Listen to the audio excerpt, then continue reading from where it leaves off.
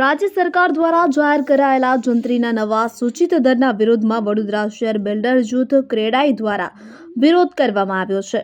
Akota sir Sayajinagar ગૃહ ખાતેથી rally યોજી જિલ્લા કલેક્ટરને આવેદનપત્ર પાઠવી જંત્રીના દરમાં સુધારો કરવા માંગણી કરવામાં આવી છે। રાજ્ય સરકાર દ્વારા તાજેતરમાં જાહેર કરવામાં આવેલા જંત્રીના નવા સૂચિત દરને કારણે શહેરનો વિકાસ રૂંધાય અથવા વધારે ધીમો થાય તેવી શક્યતાઓ નકારી શકાતી નથી। નવી સૂચિત જંત્રીના દર જો લાગુ કરવામાં આવે તો ડેવલપર્સ અને બિલ્ડર્સને વેપાર કરવો મુશ્કેલ બની શકે છે, તેમજ જમીન ધારણ કરનાર ખેડૂતોને જમીન વેચવામાં ટેક્સ સહિતના ભારણમાં વધારો થશે। સરકાર દ્વારા જંત્રીના જે સૂચિત દર નક્કી કરવામાં આવ્યા છે તે દર વાસ્તવિકતાથી વિપરીત છે। જંત્રી નક્કી કરતા સમયે જમીનના હાલના બજાર ભાવ, રિયાલિસ્ટિક માર્કેટ તેમજ સાયન્ટિફિક ગણતરી કરવામાં આવી હોય તેમ લાગતું નથી, જેને કારણે જો હાલની સૂચિત જંત્રી લાગુ કરવામાં આવે તો મકાન, દુકાન અને ફ્લેટના ભાવમાં 50 થી 100% વધારો આવશે તે નક્કી છે।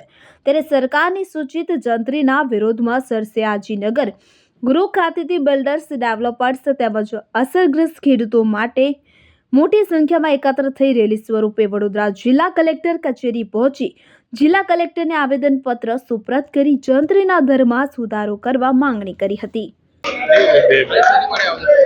જંત્રીનો જે ભાવ વધારાનો જે અમલ કરવાની જે પરિપત્ર બહાર પડ્યો છે એના વિરોધમાં અમે કલેક્ટરે આવેદનપત્ર આપ્યા છે કે જે વાદા સૂચનો આપવાની જે મુદત હતી 31 માર્ચ સુધી કરવામાં આવે અને સાયન્ટિફિક સર્વે કરીને નવી જંત્રી અમલમાં આવે એ અમારી મુખ્ય માંગ છે। કલેક્ટર દ્વારા અમારી રજૂઆત ધ્યાનમાં લીધી છે અને આગળ સરકારમાં રજૂઆત કરશે એવું અમને કહેવામાં આવ્યું છે। પ્રિતેશ શાહ, ચેરમેન ક્રેડાઈ વડોદરા। જો તમે અમને YouTube પર જોઈ રહ્યા હોય તો સબસ્ક્રાઇબ કરો, Facebook અથવા Instagram પર જોઈ રહ્યા હોય તો ફોલો કરો, અમારા વિડીયોને લાઇક અને શેર કરો। જો તમે અમને YouTube પર જોઈ રહ્યા હોય તો સબસ્ક્રાઇબ કરો અને બેલ આઇકોન જરૂરથી દબાવો, જેથી દરેક વિડીયોની નોટિફિકેશન તમને મળતી રહેશે। આ સાથે સમાચારના સતત અપડેટ માટે સોશિયલ મીડિયામાં અમારા Facebook, Instagram, X અને ડેલી હન્ટ પેજને ફોલો કરો અને અમારી સાથે જોડાઓ।